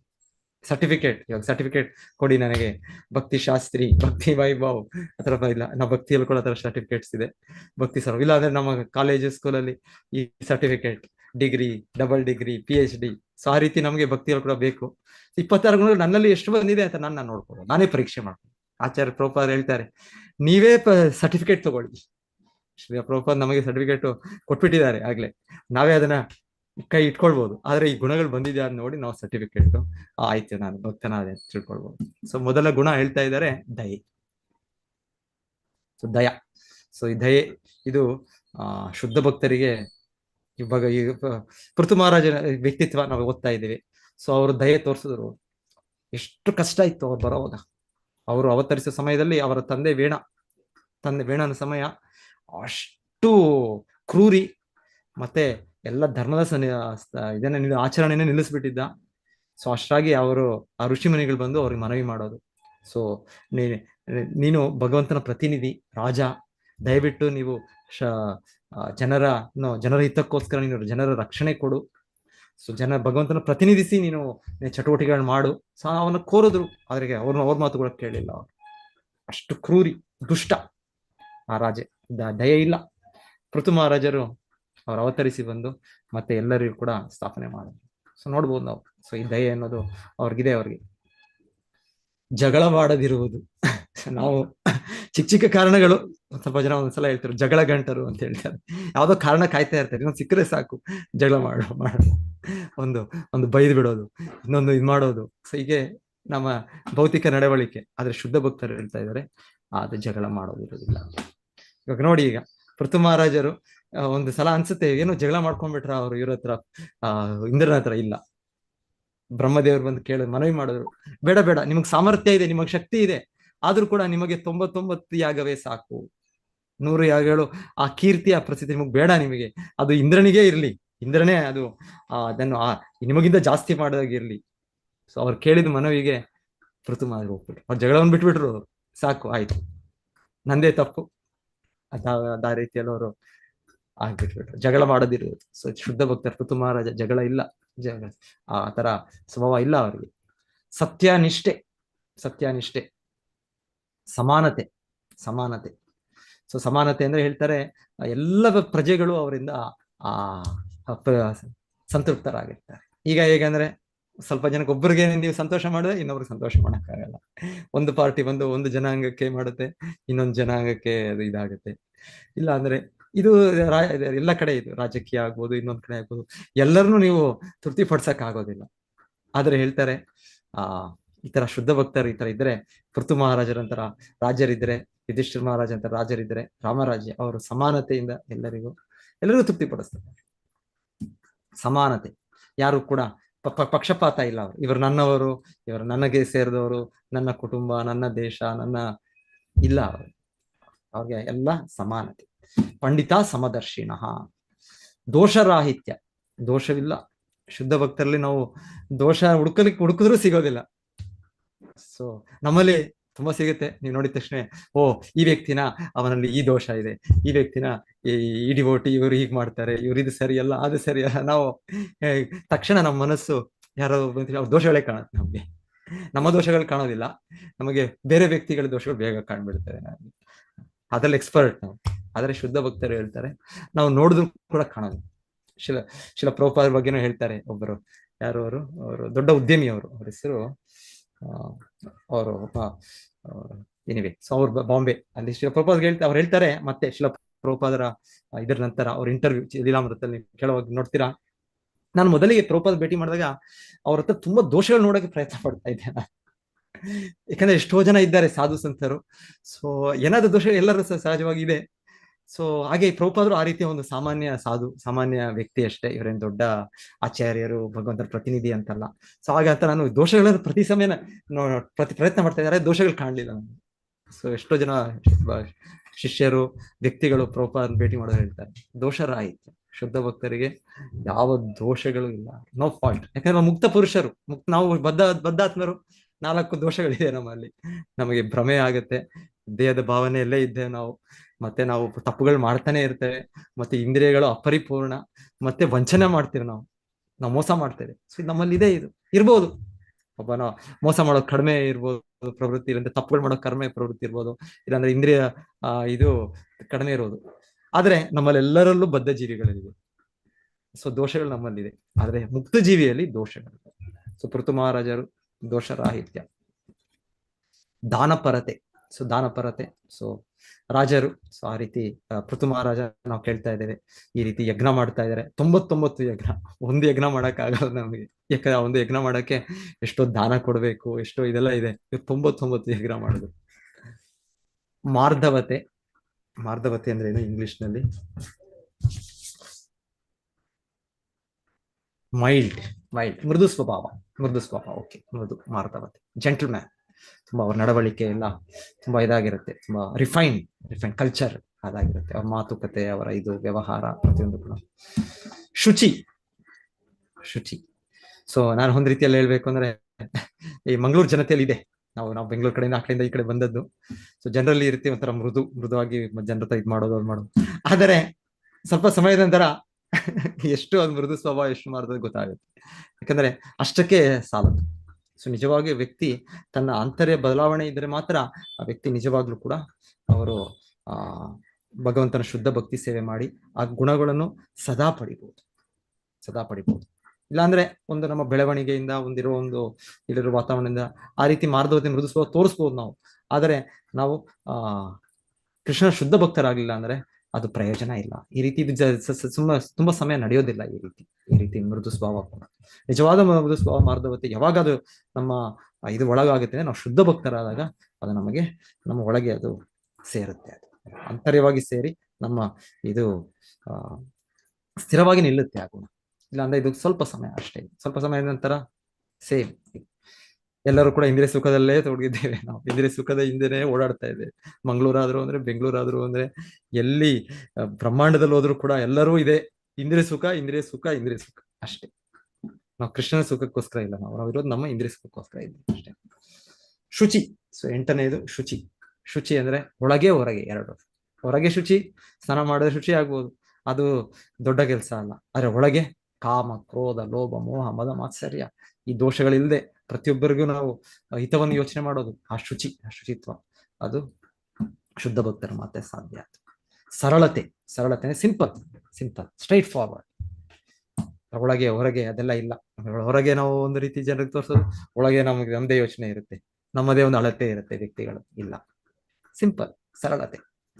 ಔದಾರ್ಯ ಔದಾರ್ಯ ಅಂದ್ರೆ ಬೆನೆವಲೆಂಟ್. ಇದು ಕೂಡ ಒಂದು ರೀತಿ ಇದು ಇದೇ ತರ ಆಗುತ್ತೆ, ದಾನಪರತೆ ತರನೇ ಆಗುತ್ತೆ ಒಂದು ರೀತಿ ಔದಾರ್ಯ. ಆದ್ರೆ ಸ್ವಲ್ಪ ವ್ಯತ್ಯಾಸ ಇದೆ. ಆಚಾರ್ಯರು ಎಕ್ಸ್ಪ್ಲನೇಷನ್ಸ್ ನಾವು ಓದಿದ್ರೆ ಕೇಳ್ಬೋದು. ಅವ್ರು ಅದನ್ನ ಎಕ್ಸ್ಪ್ಲೇಷನ್ ಕೊಟ್ಟಿದ್ದಾರೆ. ಶಾಂತಿ ಶಾಂತಿ. ಸೊ ನಮಗೆ ಶಾಂತಿ ಇಲ್ಲ, ಯಾಕಂದ್ರೆ ನಾವು ಇಂದ್ರಿಯ ಸುಖದ ಹಿಂದೆ ಇದ್ದೇವೆ. ಎಷ್ಟವರೆಗೂ ನಾವು ಇಂದ್ರಿಯ ಸುಖದಿಂದ ಇರ್ತೇವೆ, ಶಾಂತನಲ್ಲ ನಾವು. ಏನು ಒಂದು ಮಾತೆ ಬರುತ್ತಲ್ಲ, ಭುಕ್ತಿ ಮುಕ್ತಿ ಸಿದ್ಧಿ ಕಾಮಿ ಸಕಲಿ ಅಶಾಂತ. ಎಷ್ಟವರೆಗೂ ನಾವು ಇಚ್ಛೆಗಳಿದೆ, ನಮಗೆ ಭೌತಿಕ ಇಚ್ಛೆಗಳಿದೆ, ನಮಗೆ ನಾವು ಭೋಗಿಯಾಗಿ ಈ ಇಂದ್ರಿಯ ಸುಖ ಹಿಂದೆ ಹೋದ್ರೇನೋ, ಇಲ್ಲಾಂದ್ರೆ ಮುಕ್ತಿಯನ್ನು ಇಚ್ಛಿಸಿದ್ರೇನೋ, ಲಾಕೋತೆ ಯೋಗ ಸಿದ್ಧಿಗಳನ್ನು ಇಚ್ಛಿಸಿದ್ರೇನೋ ನಮಗೆ ಶಾಂತಿ ಇಲ್ಲ. ಕೃಷ್ಣ ಭಕ್ತ ನಿಷ್ಕಾಮ ಅತೈವ ಶಾಂತ. ಕೃಷ್ಣ ಭಕ್ತನೊಬ್ಬನೇ, ಅವರು ಯಾರು ಕೃಷ್ಣ ಶುದ್ಧ ಭಕ್ತನಿರ್ತಾನೆ ಅವರು ಸದೈವ ಶಾಂತ, ಅವರು ಯಾವಾಗ್ಲೂ ಶಾಂತಿ. ಯಾಕೆಂದ್ರೆ ನಿಷ್ಕಾಮ. ನಿಷ್ಕಾಮ ಅಂದ್ರೆ ಇಚ್ಛೆಗಳಿಲ್ಲ ಅಂತಲ್ಲ, ಅವರ ಇಚ್ಛೆ ಕೃಷ್ಣನ ತೃಪ್ತಿಪಡಿಸುವ ಒಂದೇ ಇಚ್ಛೆ, ಭೌತಿಕ ವೈಯಕ್ತಿಕ ಇಚ್ಛೆ ಇಲ್ಲ ಶುದ್ಧ ಭಕ್ತನಿಗೆ. ಸೊ ಹಾಗೆ ಶಾಂತಿ. ಅದು 12ನೇದು ಕೃಷ್ಣನನ್ನು ಕುರಿತ ತೀವ್ರಾಸಕ್ತಿ, ಕಂಪ್ಲೀಟ್ಲಿ ಅಟ್ಯಾಚ್ ಟು ಕೃಷ್ಣ. ಕೃಷ್ಣನಿಗೆ ತುಂಬಾ ತುಂಬಾ ಪ್ರಿಯ. ಅರ್ಜುನನಿಗೆ ಕೃಷ್ಣ ಹೇಳ್ತಾರಲ್ಲ, ಭಕ್ತೋಸಿ ಮೇ ಪ್ರಿಯೋಸಿ ಸಖಾಚೇತಿ ರಹಸ್ಯಮಿ ಏತದ್ ಉತ್ತಮ. ಅರ್ಜುನ, ನಿನಗೆ ಈ ರಹಸ್ಯವನ್ನು ನಾನು ಹೇಳ್ತೇವೆ, ಯಾಕಂದ್ರೆ ನೀನ್ ನನಗೆ ತುಂಬಾ ಆತ್ಮೀಯ, ತುಂಬಾ ನೀನ್ ನನಗೆ ಅಟ್ಯಾಚ್ಮೆಂಟ್ ಇದಕ್ಕೆ. ಅರ್ಜುನ ಅಟ್ಯಾಚ್ಮೆಂಟ್ ನಾವು ಕೇಳ್ತೇವಲ್ಲ, ಕೃಷ್ಣ ತನ್ನ ಧಾಮಕ್ಕೆ ಹೋಗಿದ ತಕ್ಷಣವೇ ಅರ್ಜುನ ಬರ್ತಾರೆ. ಅರ್ಜುನ ಬಂದು ಯುಧಿಷ್ಠಿರ ಮಹಾರಾಜರು ಕೇಳ್ತಾರೆ, ಏನಾಯ್ತು ಅರ್ಜುನ, ಏನು ಸುದ್ದಿ ಕೃಷ್ಣ ಬಗ್ಗೆ, ನಿನ್ನ ಮುಖ ಯಾಕೆ ಹೀಗಿದೆ, ನಿನ್ ಮುಖ ಸಂಪೂರ್ಣ ಮುಖಭಾವ. ಅರ್ಜುನ ಯಾವಾಗ್ಲೂ ಶುದ್ಧ ಭಕ್ತನು ಎಷ್ಟು ಆನಂದದಲ್ಲಿ, ಎಷ್ಟು ಉತ್ಸಾಹದಲ್ಲಿ, ಎಷ್ಟು ಇದರಲ್ಲಿ ಕೃಷ್ಣ ಪ್ರಜ್ಞೆಯಲ್ಲಿ, ಕೃಷ್ಣನ ಆನಂದದಲ್ಲಿ ಇರ್ತಾರೆ. ಆದ್ರೆ ಆ ಸಮಯದಲ್ಲಿ ಸಂಪೂರ್ಣ ಡಲ್ ಅವರ ಮುಖಭಾವ. ಅವರು ಇದು ನೋಡಿದ್ರೆ ಯುಧಿಷ್ಠಿರನಿಗೆ ತಿಳಿಯುತ್ತೆ ಏನಾಗಿದೆ ಅರ್ಜುನನಿಗೆ, ಇದಕ್ಕೆ ಏನು ಕಾರಣ ಇಲ್ಲ, ಇದಕ್ಕೆ ನಾನು ಇದರಿಂದ ಗೊತ್ತಾಗುತ್ತೆ ಕೃಷ್ಣನು ಅದೃಶ್ಯನಾಗಿರ್ಬೇಕು. ಹಾಗಾಗಿ ಅರ್ಜುನನಿಗೆ ಅಷ್ಟು ಬೇಸರ ಆಗಿರ್ಬೇಕು, ಅಷ್ಟು ಆ ರೀತಿಯ ಸ್ಥಿತಿಯಲ್ಲಿ ಇರ್ಬೇಕು ಅರ್ಜುನ, ಅಷ್ಟು ದುಃಖ ಒಂದು ಅಂತ ಅರ್ಜುನ, ಅದು ಅಷ್ಟು ಅಟ್ಯಾಚ್ಮೆಂಟ್ ಕೃಷ್ಣನ ಕುರಿತ ತೀವ್ರಾಸಕ್ತಿ. 13 ಲೌಕಿಕ ಹಂಬಲವಿಲ್ಲದುದು. ಮತ್ತೆ ಇನ್ನೊಂದ್ಸಲ ಲೌಕಿಕ ಹಂಬಲಗಳಿಲ್ಲ. 14 ನಮ್ರನಾಗಿರುವುದು. ಸೊ ನಮ್ರ, ಸೊ ಇದು ನಾವು ನಮ್ರತೆಯಿಂದ ಭಗವಂತನ ಈ ಒಂದು ನಡವಳಿಕೆಯಿಂದ, ಈ ಒಂದು ಇದರಿಂದ ಪ್ರಭುಪಾದರು ಬಹಳ ಚೆನ್ನಾಗಿ ಇದು ಕೊಟ್ರು ಹಿಂದೆ. ಬೆಟರ್ ಟು ಬಿ ಎ ಶೂದ್ರ ಧ್ಯಾನೆ ಬ್ರಾಹ್ಮಣ ವಿತ್ ಎ ಸರ್ವಿಸ್ ಸ್ಪಿರಿಟ್. ನೀವು ಕೆಲವು ಭಾವಾರ್ಥಗಳಿಂದ ಎಲ್ಲಿ ಅದನ್ನ ಓದಿದ್ದು, ನಾವು ಶೂದ್ರ ಸ್ವಭಾವದಲ್ಲಾಗಿ ನಾವು ಸೇವೆ ಮನೋಭಾವದ ಇದ್ರಲ್ಲಿದ್ರೆ ಬೆಟರ್ ಅಂತೆ. ನಾವು ಬ್ರಾಹ್ಮಣನಾಗಿ ಜಾಸ್ತಿ ಕಲಿತೆ, ಜಾಸ್ತಿ ವಿದ್ಯಾಭ್ಯಾಸ ಮಾಡಿ, ನಂಗೆ ಇದು ಗೊತ್ತು, ಅದು ಗೊತ್ತು, ಆ ಶ್ಲೋಕ ಗೊತ್ತು, ಆ ಪುರಾಣ ಗೊತ್ತು, ಇದನ್ನು ಇದು ಪಡೆದಿದ್ದೇನೆ, ಈ ಜ್ಞಾನ ಪಡೆದಿದ್ದೇನೆ. ಹಾಗೆ ನಮ್ಗೆ ಭಗವಂತನ ಸೇವೆ ಮಾಡೋ ನಮ್ಗೆ ಇದಿಲ್ಲ ಅಂದ್ರೆ, ಭಗವಂತನ ಸೇವೆ ಒಂದ್ಸಲ ಬರುತ್ತೆ, ಅವಕಾಶ ಬರುತ್ತೆ, ಹೇಳ್ತಾರೆ ಅಯ್ಯೋ ಇವತ್ತು ಯಾರು ಇಲ್ಲ, ಇವತ್ತು ಭಗವಂತನ ಕುಕಿಂಗ್ ಮಾಡೋದಕ್ಕೆ, ಅಡುಗೆ ಮಾಡೋಕ್ಕೆ ಭಕ್ತರು ಬಂದು ಹೇಳ್ತಾರೆ ಸಡನ್ ಆಗಿ, ಆ ಮಾತಾಜಿಗೆ ತಲೆನೋವು, ಜ್ವರ. ಅವಾಗ ನಾವು ಇಷ್ಟು ಮಾತಾಡ್ತೇವೆ, ಕ್ಲಾಸ್ ಕೊಡ್ತೇವೆ, ಆದ್ರೆ ನಾವು ಯೋಚನೆ ಮಾಡಕ್, ಅಯ್ಯೋ ನಾನು ಹೇಗೆ ಮಾಡೋದು ಕುಕಿಂಗು, ನಾನ್ ಮಾಡ್ಬೇಕಾಯ್ತು, ನನ್ನ ತಲೆ ಮೇಲೆ ಬಂತಲ್ಲಪ್ಪ ಇದು, ಮತ್ತೆ ಆದ್ಮೇಲೆ ವಾಷಿಂಗ್ ಇದೆ. ಸೊ ಈ ರೀತಿ ನಾವ್ ಹೇಳೋದು ನಮ್ಮ ಮನಸ್ಥಿತಿ. ಸೊ ನಮಗೆ ನಮ್ರ ಭಾವ, ನಾವು ಭಗವಂತನ ಇದರಲ್ಲಿ ಶುದ್ಧ ಭಕ್ತಿಯಲ್ಲಿ ಅದು ಮುಖ್ಯ. ಸುಶೀಲ ಪ್ರಭುಪಾದರು ಹೇಳ್ತಾರೆ ಬೆಟರ್ ನಾವು ಆ ರೀತಿ ಇದ್ದು ಭಗವಂತನ ಭಕ್ತಿ ಸೇವೆ ಮಾಡೋ ಒಂದು ಇದಿರ್ಬೇಕು ನಮ್ಗೆ, ಆ ಉತ್ಸಾಹ ಇರ್ಬೇಕು ನಮ್ಗೆ. ನಾವು ದೊಡ್ಡ ಇದಾಗಿ ಪಂಡಿತನಾಗಿ ಇನ್ನೊಂದಾಗಿ ಆಗಿರೋದ್ರಿಂದ. ಸೊ ನಮ್ರತೆ ಇದ್ರೆ ಡೆಫಿನೆಟ್ಲಿ ನಾವು ಮಾಡ್ತೀವಿ. ಅಯ್ಯೋ ಮಾಡ್ಬೇಕು, ನನಗೆ ಕೃಷ್ಣ ನಮಗೆ ಅವಕಾಶ ಕೊಟ್ಟಿದ್ದಪ್ಪ, ನನಗೆ ಒಂದು ಚಾನ್ಸ್ ಕೊಟ್ಟಿದ್ದು, ಭಾಗ್ಯ ಕೊಟ್ಟಿದ್ದು ನನಗೆ. ಸೊ ಅಂತ ನಾವು ರೆಡಿ ನಾವು. ಸೊ ಹಾಗೆ ಹೇಳ್ತಾರೆ ನಮ್ರತೆ. ಸೊ ನಮ್ರತೆ ಇದ್ರೆ ಆಟೋಮೆಟಿಕಲಿ ನಾವು ಇನ್ನೊಬ್ಬರ ಮಾತು ಕೇಳ್ತೇವೆ, ಇಲ್ಲಾಂದ್ರೆ ನಾವು ಮಾತು ಕೇಳೋದಿಲ್ಲ. ನಂದೇ ಸರಿ, ನಾನೇ ಸರಿ ಅಂತ ನಾವು ಇರ್ತೇವೆ ನಾವು. ಸೊ ನಮ್ರತೆ, ಸ್ಥಿರತೆ ಫಿಕ್ಸ್ಡ್. ಸೊ ಇಲ್ಲ ಹಾಗೆ ಏನೋ ಒಂದ್ ದಿವಸ ಒಂದೆಲ್ಲ ಪ್ರತಿ ದಿವಸನೂ ನಾವು ಸ್ಥಿರವಾಗಿ ಸ್ಟಡಿ ಕ್ಯಾರೆಕ್ಟರ್. ನೋಡಿ ಶಿಲ ಪ್ರಭುಪಾದರು ಆ ವಯಸ್ಸಿನಲ್ಲಿ ಅವರು 70 ವಯಸ್ಸುವರೆಗೂ ಪ್ರಯತ್ನ ಪಟ್ಟರು ಅವರು, ಆದ್ರೆ ಏನು ಅವ್ರಿಗೆ ಪ್ರತಿಫಲ ಸಿಗ್ಲಿಲ್ಲ. ಆ ರೀತಿ ನೋಡಿದ್ರೆ ಎಲ್ಲಿ ಅವ್ರ ಗುರು ಆದೇಶಿಸಿದ್ರು, ನೀನು ಪ್ರಚಾರ ಮಾಡ್ಬೇಕು, ನೀನು ಇದನ್ನ ಇದು ನನ್ನ ಆಜ್ಞೆ. ಅವ್ರ ಮೊದಲ ಬಾರಿ ಭೇಟಿ ಮಾಡಿದಾಗ ಹೇಳಿದ್ರು, ನಂತರ ಕೂಡ ಹೇಳಿದ್ರು. ಸೊ ಶಿಲ ಪ್ರಭುಪಾದ ಪ್ರಯತ್ನ ಮಾಡ್ತಾ ಇದಾರೆ, ಏನೂ ಆಗ್ತಾ ಇಲ್ಲ. ಆದ್ರೆ ಅವ್ರ ಸ್ಥಿರತೆ ಎಷ್ಟಿದೆ ನೋಡಿ, ಇಲ್ಲ ನಾನು ಪ್ರಯತ್ನ ಮಾಡ್ತೇನೆ. ಸೊ ಅವರು ಇದಕ್ಕೆ ಹೋಗಕ್ಕೆ, ಒಂದು ಹಡಗಿನಲ್ಲಿ ಹೋಗಕ್ಕೆ ಪರ್ಮಿಷನ್ ಕೇಳಕ್ ಹೋಗ್ತಾರೆ ಅವರು. ಪಾಪ ಅವ್ರ ಪರ್ಮಿಷನ್ ಅಂದ್ರೆ ಒಬ್ಬ ಅನುಮತಿ ನನಗೆ ಕೊಡಿ, ಅವಕಾಶ ಮಾಡಿಕೊಡಿ ಅಂತ ಅವರು Sumati Morarji steamship company owner. ನಿಮ್ಮ ಹಡಗುಗಳು ಎಷ್ಟೋ ಹೋಗುತ್ತೆ, ಬಿಸ್ನೆಸ್ ವ್ಯಾಪಾರದ ಮೇಲೆ ಹೋಗ್ತಾ ಇದೆ, ಅದು ಹೋಗೋ ಜೊತೆಗೆ ನಾನೆಷ್ಟು ಪ್ರಭುಪಾದ ಎಷ್ಟು ಒಂದು 60 ಕಿಲೋ ಇದ್ರು, 50 ಕಿಲೋ ಇದ್ರು, ಎಷ್ಟೋ ಏನೋ ಪ್ರಭುಪಾದರು. ಸೊ ಅವ್ರು ಹೇಳ್ತಾರೆ, ನಾನೊಬ್ಬ ವ್ಯಕ್ತಿ, ನನ್ನನ್ನು ಕೂಡ ಒಂದು ನಿಮ್ಮ ಹಡಗು, ಸರಕಿನ ಹಡಗು, ಕಾರ್ಗೋ ಶಿಪ್ ನನ್ನನ್ನು ಕೂಡ ಕಳಿಸ್ಬಿಡಿ, ನಿಮ್ಮ ಏನು ಎಕ್ಸ್ಟ್ರಾ ಪೆಟ್ರೋಲ್ ಏನೋ ಮೈಲೇಜ್ ಆಗೋದಿಲ್ಲ ನಿಮ್ಮ ಇದಕ್ಕೆ.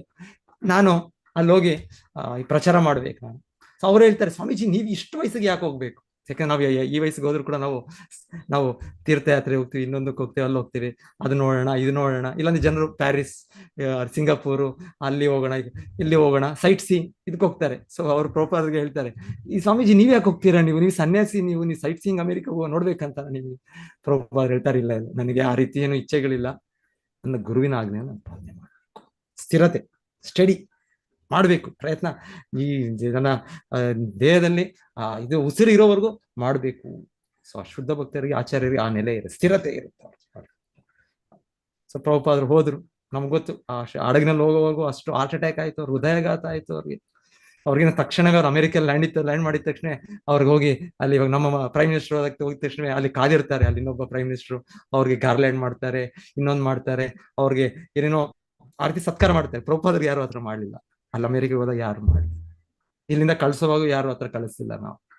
ಪ್ರಭುಪಾದರು ಅದೇ ಸ್ಥಿರತೆ, ಅವ್ರ ಗುರುವಿನ ಆದೇಶವನ್ನು ಪೂರೈಕೆ ಮಾಡ್ಬೇಕು ಅಂತ ಅವ್ರು ಅಷ್ಟು ಸ್ಥಿರತೆಯಿಂದ ಅವರು ಮಾಡಿದ್ರು. ಸ್ಥಿರತೆ, ಶುದ್ಧ ಭಕ್ತರ ಸ್ಥಿರತೆ ಇರುತ್ತೆ. ಆತ್ಮ ಸಂಯಮ, ಸಂಪೂರ್ಣವಾಗಿ ಆತ್ಮ ಸಂಯಮ. ಸೊ ನಾವು ಹೋದ್ರೆ, ಸಪೋಸ್ ಅಲ್ಲಿ ಹೋದ್ರೆ, ಎಷ್ಟೋ ಜನ ಭಕ್ತರಿಗೂ ಆಗುತ್ತೆ ಅಲ್ವಾ, ಆ ತರ ದೇಶಗಳಲ್ಲಿ ಇಲ್ಲಾಂದ್ರೆ ಆ ದೇಶದ ವ್ಯಕ್ತಿಗಳನ್ನು ನೋಡಿದ್ರು ಇದು ಅಲ್ಲಿ ಆಕರ್ಷಿತರಾಗ್ತೇವೆ ನಾವು, ಜನರ ಒಂದು ಸೌಂದರ್ಯಕ್ಕೆ, ಇನ್ನೊಂದಕ್ಕೆ. ಇದು ಆದ್ರೆ ಶುದ್ಧ ಭಕ್ತರ ಆಚಾರ್ಯರು ಅವರು ಆತ್ಮ ಸಂಯಮ ಸಂಪೂರ್ಣವಾಗಿ. ಎಷ್ಟೋ ಜನ ಪ್ರಭುಪಾದರು ಮುಂಚೆನೆ ಹೋದ್ರು, ಆ ದೇಶಗಳಿಗೆ ಹೋದ್ರು, ಅವ್ರು ಹೋಗಿ ಏನ್ ಬಂದ್ರು, ಆ ರೀತಿ ಯಾರಾದ್ರೂ ಒಂದು ತಮ್ಮ ಸನ್ಯಾಸ ವೇಷವನ್ನು ಬದಲು ಮಾಡಿ ಇದು ಮಾಡಿ ಆ ರೀತಿ ಎಲ್ಲ ಬಂದ್ರು ವಾಪಸ್. ಆದ್ರೆ ಆಚಾರ್ಯರು ಆತ್ಮ ಸಂಯಮ, ಸಂಪೂರ್ಣ ಆತ್ಮ ಸಂಯಮ. ಆಚಾರ್ಯರು ಆ ವ್ಯಕ್ತಿಗಳಿಗೆ ಆತ್ಮ ಸಂಯಮವನ್ನು ಬೆಳೆಸೋ ಒಂದು ಇದನ್ನು ಮಾಡಿಕೊಟ್ರು ಆಚಾರ್ಯ. ಇಂದ್ರಿಯಗಳ ನಿಗ್ರಹ, ಅಗತ್ಯಕ್ಕಿಂತ ಹೆಚ್ಚು ತಿನ್ನದಿರುವುದು. ಸೊ ಇದು ಕೂಡ ಒಂದು ಭಕ್ತರ ಇದು ಚಟುವಟಿಕೆ. ಅವರು ಏನೋ ಅತ್ಯಾಹಾರ ಪ್ರಯಾಸಶ್ಚ ಪ್ರಜಲ್ಪ ನಿಯಮಾಗ್ರಹ ಜನಸಂಘಶ್ಚ ಲೌಲ್ಯಂಚ ಷಡ್ಬೀರ್ ಭಕ್ತಿ ಪ್ರಣಶ್ಯತಿ. ಸೊ ಆಹಾರ ಎಷ್ಟು ಬೇಕು ಅಷ್ಟು ತಿನ್ಬೇಕು ಅಷ್ಟೇ.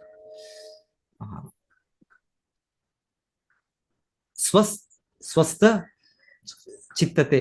ಓಕೆ, ನಾನು ನಿಲ್ಲಿಸ್ತೇನೆ, ಟೈಮ್ 9 ಗಂಟೆ ಆಯ್ತು. ಮೋಸ್ಟ್ ನಿಮ್ಮ ನೆಕ್ಸ್ಟ್ ಸೆಷನ್ ಕೂಡ ಕಂಟಿನ್ಯೂ ಆಗ್ಬೇಕೇನೋ, ನೋಡೋಣ. ನಾಳೆ ಆದ್ರೆ ಕೆಲವು ಕವರ್ ಮಾಡಕ್ ನಾನು ಪ್ರಯತ್ನ ಪಡ್ತೀನಿ.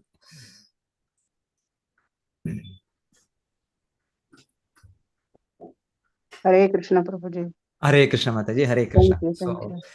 ಹರೇ ಕೃಷ್ಣ. ಸೊ ಮಾತಾಜಿ ನೀವು ಕಂಟಿನ್ಯೂ ಮಾಡಿ. ನಿಮ್ಮ ಇದು ಕೂಡ ಆಗಿಲ್ಲ ಅಲ್ವಾ ಇವತ್ತು, ಯಾವುದು ಚೌರಾಷ್ಟಕ, ನೀವು ಅದನ್ನ ಕೂಡ ಮಾಡ್ಬೋದು ನೀವು.